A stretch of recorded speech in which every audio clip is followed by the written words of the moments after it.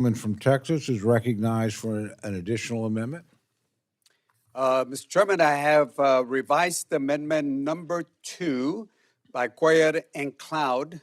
And I ask that we dispense, it's at the table, and ask that we dispense with the reading. Without objection, the reading of the amendment is dispensed with, and the gentleman is recognized for remarks on the amendment. This particular amendment, Mr. Chairman, I believe it's acceptable to the chairman and ranking member also. But this amendment has to do with the drones that we have. If you look at the river, the numbers have slowed down, but we're seeing a lot of getaways and a lot of folks that are trying to get away from Border Patrol. It's not the same type of profile of people that we have at the border. These are people who are trying to escape, trying to get away from detection. So the profile that we see now are people that are trying to come in that probably have a record, or people that are trying to smuggle in people or other things into the U.S. What the cartels have been doing, the Mexican cartels, and keep in mind, they don't have the procurement or the rules that we have where it takes a long time to get these drones, but they just go to the Best Buy, buy all the drones, and then they use them commercially. And I'm sure some of y'all have seen in those briefings where they literally have hundreds or thousands of those drones on the Mexican side. Just last week, I was with Border Patrol and the 10th Army, the Southwest folks, and they were showing me a video that the Mexican military had captured from a drug cartel and had given it over to our side. And basically, they had the drone, and they had some people up there, and they were telling the people, the Border Patrol is about 3-4 blocks over there. You can go ahead and go, and they got in a car. So they're using drones very effectively.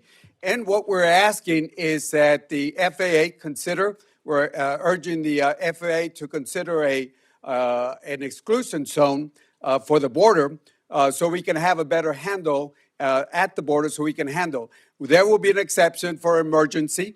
There will be an exception for law enforcement, local law enforcement, and for any ranchers or farmers that we have a particular exception for them.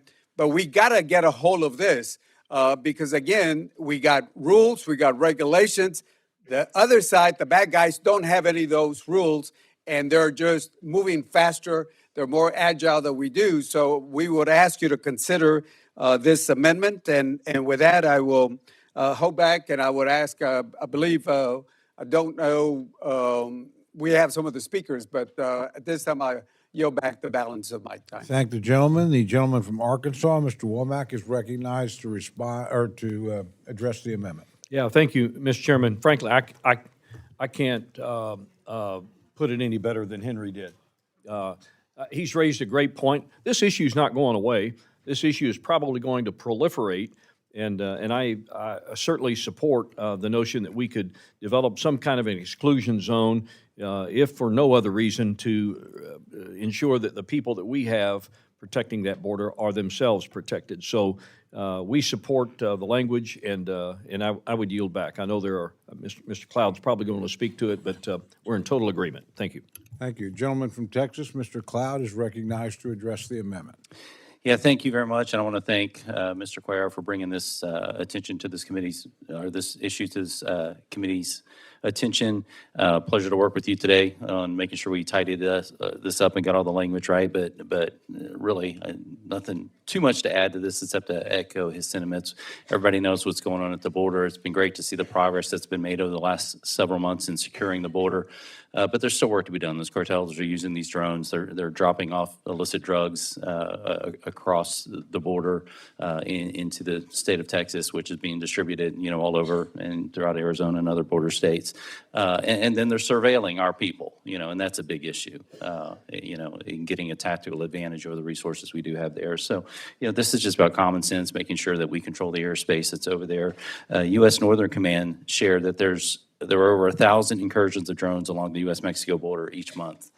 So this is an issue that we can certainly do something about, and I appreciate being able to work in a bipartisan manner to make sure that we do what we can to address this. Thank you very much. Mr. Cuellar, thanks. I thank the gentleman. Are there others wishing to address the amendment? The gentleman from Alabama is recognized to address the amendment. Mr. Chairman, I thank you for allowing me to speak. This will be my first time to speak in this committee, but I'm going to tell you this right here. We brought up some issues that on this amendment that I commend this committee. Number one, in the previous administration, for every drone that was flown by border security, the Mexican cartel was flying 17. We have the technology through our country to intercept these drones, to down these drones, and also to do forensics on them. Much of that technology is from Redstone Arsenal in Huntsville, Alabama, in the district that I represent. What we've got to do is have the willingness to utilize it so that this fentanyl is not being brought into America. What's going on at our southern border, we've come a long way. I like this amendment, and I think our country will be better off to support this. Mr. Chairman, I yield back. Thank the gentleman. The gentleman from Missouri, Mr. Alford, is recognized to address the amendment. Well, thank you, Mr. Chair. I appreciate that. I'll be brief. First off, I want to say how much I appreciate the bipartisan nature of this amendment. I think we realize there is a potential for an even growing problem with this situation, and I'm very encouraged that we are taking positive action to try to head off any future problems. Secondly, I do appreciate the willingness of changes to this language. I was concerned about the farmers and ranchers who are already having their water stolen from Mexico along the border on the Rio Grande. They don't need any more hardships. And so this is a carve-out specific language that protects them from any egregious overreach in this program. Thirdly, you will notice it says that as such, the committee encourages the Federal Aviation Administration. So this is not a mandated shall language. This is encouraging them to move forward with this. And lastly, a little bit off topic, I just want to tell Mr. Hoyer how much I respect you, sir, and your passion for our Article I authority, and in particularly the integrity of this committee. Thank you, sir. And I yield back. Thank the gentleman. Are there other members wishing to address the amendment? Seeing none, the gentleman is recognized for 1 minute to close. Thank you, Mr. Chairman. Again, I want to thank my colleagues to make this a bipartisan, Mr. Alford, Mr. Cloud, and thank you so much. Again, members, if we get out of here today or tomorrow, I'm supposed to be sitting down with Border Patrol and the 10th Army down there in Laredo. So we're going to tell them some of the good news that in a bipartisan way, we gave them one extra tool.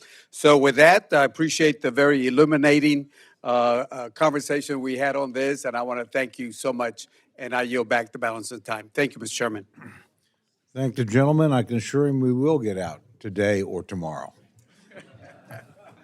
The question is, are there any others wishing to address the amendment? Well, no, we've already gone through that. So questions now on the amendment offered by the gentleman from Texas. All those in favor say aye. Aye. All those opposed say no. The opinion of the chair, the ayes have it, and the amendment is adopted.